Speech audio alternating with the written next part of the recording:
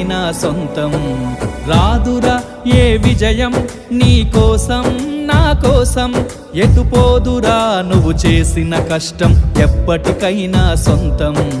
కాలంతో పయనించేవాడికి కానిది ఏముంది, సాధనతోనే సాధ్యమవ్వునని సదాశయంతో సాగర ముందుకు. రాదురా ఏ విజయం నీ కోసం నా కోసం, ఎటుపోదురా నువ్వు చేసిన కష్టం ఎప్పటికైనా సొంతం.